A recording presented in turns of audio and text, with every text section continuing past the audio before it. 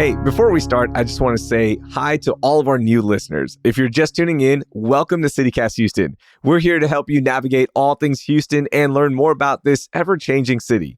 For today, we're talking holiday safety tips, especially while you go out and about around town. I'm playing back one of our episodes from earlier this year with HPD Sergeant Jeremy Lahar about how to protect ourselves from jugging and slider crimes. It's Thursday, November 16th, 2023. I'm Raheel Ramzanali, and here's what Houston's talking about. Sergeant Jeremy Lahar, welcome into CityCast Houston. We're so excited to have you on, and we're going to get these tips in just a second. But before we start, you got to tell me about your journey to becoming an HPD officer because it is so fascinating. Oh, wow. Okay. Well, that came out of left field. Yeah, I appreciate it. that's my specialty. Yes, sir. Yes, sir. No, man, that's a great question. I actually did not want to be a police officer growing up. You know, in the neighborhood I grew up in, the only time we would really see law enforcement is when they were coming and taking people to jail, right? Mhm. Basically them doing their job.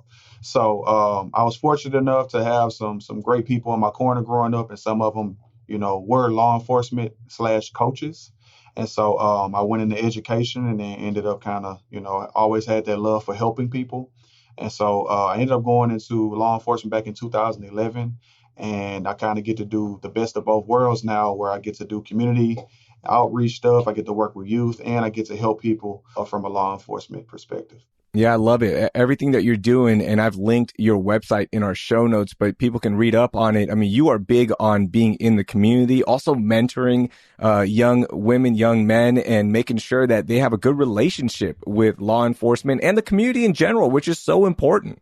Yeah, I definitely believe it's proactive policing. When you think about proactive policing, you think about you have a hot spot, you have a lot of crime in the area, so we need to get units out there to try and stop that from happening. But I feel like what we do here in community affairs is proactive because we go out and we build those relationships with youth, with senior citizens, people from young to old, so that when they do have their interaction with us, they can lean on that positive interaction. They can lean on that education that we provide for them in different safety topics.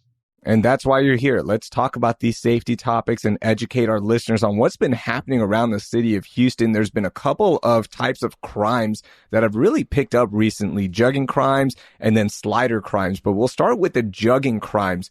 What is this all about, and what exactly is jugging? It's sad that we have to talk about this, but, it's our job to educate people on this crime. It's something that I dealt with on patrol.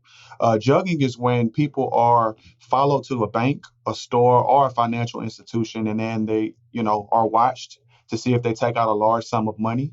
And then they're either followed to another location, or they're followed to their homes and they're robbed. And so the way it'll kind of work is, it'll be a team of individuals who they may have somebody posted up in the actual bank or the financial institution pretending to be a customer. And so when they see somebody come in and make a large withdrawal, they'll communicate with the people outside in the parking lot, and then they'll then follow them.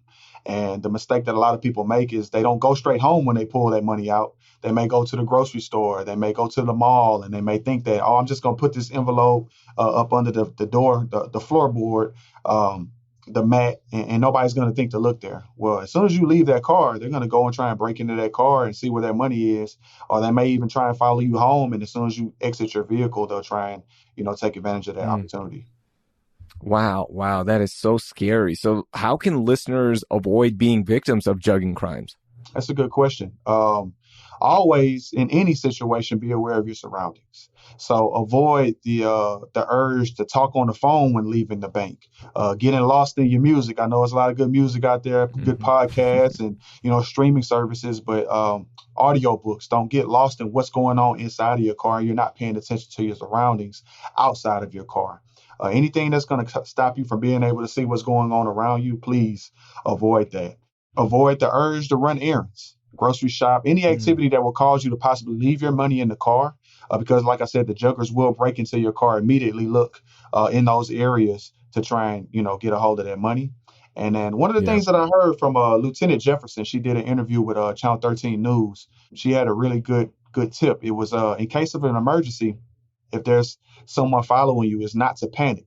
Think ahead and pre-program the closest police station in your GPS, closest to the financial institution or closest to your home. So if you do see and feel like somebody is following you or paying attention to your surroundings, you don't go straight home. You immediately call 911. You stay as calm as possible. And like we said, paying attention to your surroundings, you're able to give that make, that model, color of the vehicle, a description of whoever is driving that vehicle, and you let dispatch know, hey, I'm headed to this station. I'm in this 100 block of a street, and I believe somebody has followed me, so that those officers at that station can be ready to act. Gotcha. Yeah, that was my next question is if you feel like you are being followed or you just notice that something is off, do you call 911? Do you call a different number? Because I know 911 lines have been getting clogged up a little bit more recently. So what is that fine balance of what a listener should do if they feel like they are being followed? This is definitely an emergency. So 911 is the correct number. Now, I've heard those commercials on the radio saying don't call the 911 if your internet's not working or something like that is going on. So this isn't one of those instances. This is an instance where it's dangerous. You need to act quickly. So you be able to call 911. You have to pay attention to the 100 block that you're in. I know it's a lot to ask. 100 block. Car, make, model, but these are things that you need to be playing in scenarios in your head. So if something like that happens, you won't freeze and you'll know how to react.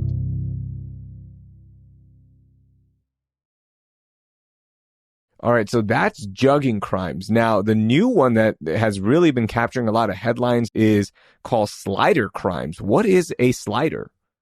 So when you think about a slider, most people think about those delicious mini hamburgers. Sometimes you put pickles. That's what I'm talking about. You put provolone cheese, whatever your preference is, right? But that's not what we're talking about in this instance, right?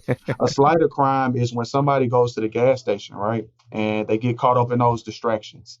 They may not lock their vehicle. They leave their purse on top of their passenger seat, or they leave it where, people passing by can see.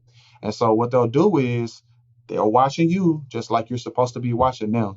And they'll have somebody else pull up adjacent to your vehicle while you're pumping gas. You have your back turned. You're on the phone like you're not supposed to be at the gas pump, because that's dangerous as well. And they'll open your car, or if you leave the window open, they just, gently open your vehicle, get your purse, close the car, and they drive off. Before you know it, it's gone.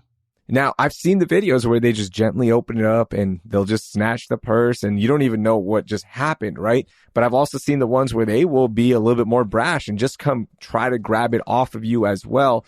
So what can listeners do to avoid being a victim of a slider crime? That's a good question. Do not leave any valuables in plain view, like we said a second ago.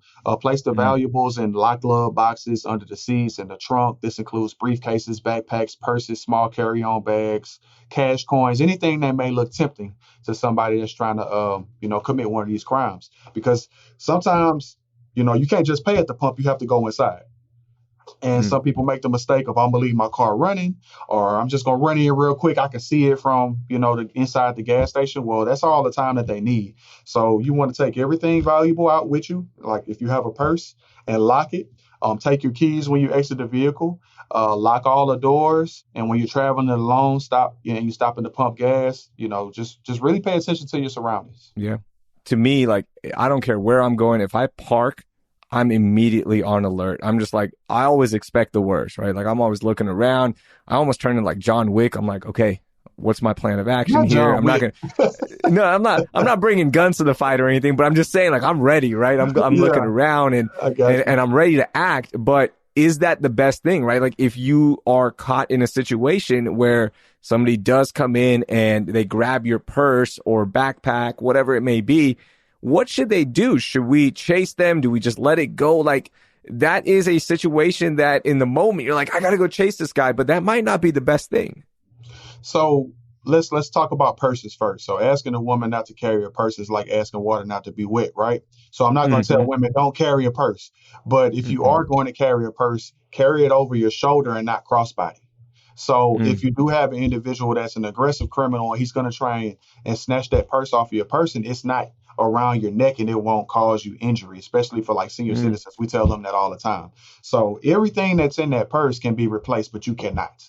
It's only one but purses come a dime a dozen. So if somebody comes and approaches you with a gun or any type of weapon, or if they're just being aggressive, go ahead and give them the purse. By the time they get in the car and get to the freeway, you've already called and canceled all those cards and everything that's in the purse.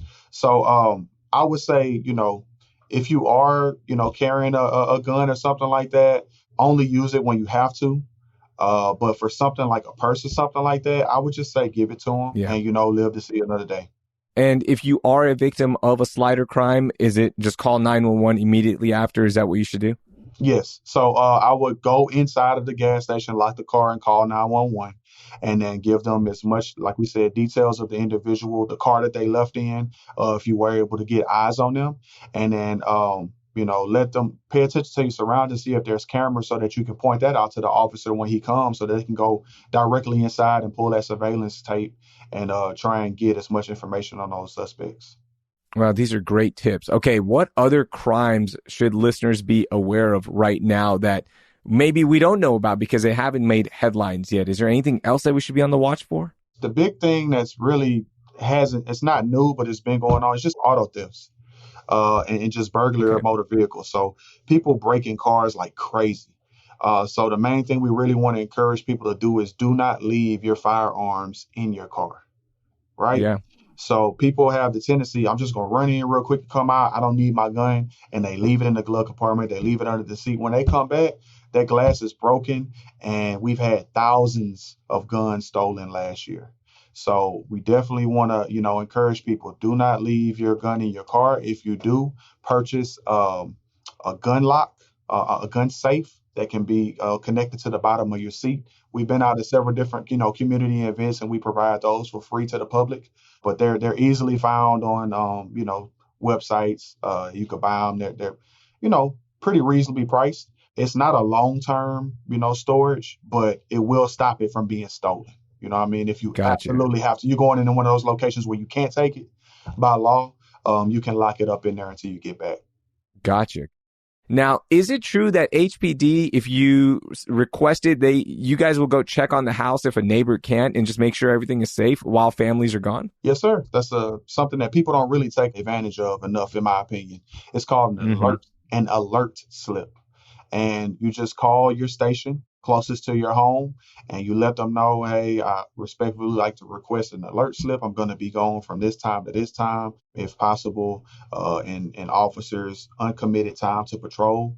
They'll designate maybe one or two officers that go by there several times throughout the shift to check and make sure that there's no, forced entry or anything like that. And then they'll make notes in their slip saying that they went by there. They'll be out on self-initiated patrol. Because I used to do them all the time for people when we would get them at the station. So that is something that we provide for free that I feel like people should take more advantage of. Absolutely. Absolutely. Well, that is awesome that you guys are providing that. And these tips were great. And again, we want everyone to be safe out there. And thank you for everything you do for the community, Sergeant. We truly appreciate you taking some time out and joining us and educating our listeners. Anytime, man. I appreciate the opportunity to come on your show, and I look forward to seeing it when you all post it. That was Sergeant Jeremy Lahar. You can find more safety tips for the holiday season from HPD with the link in our show notes. By the way, if you have questions for us, hit us up on Instagram at CityCastHouston. One of our loyal listeners at ZestQWest actually had a question about cops swaying across 59 traffic to almost pace traffic one night. And she was wondering, why do they do that? Well, at ZestQWest, usually it's because they're trying to control the flow of traffic because there's an obstacle ahead, or they just need to slow traffic down for whatever reason. And that maneuver is called the round robin. Thanks for sending in that question and sharing the podcast with all your friends. That will do it for today. Thank you for listening, and I hope you learned something new.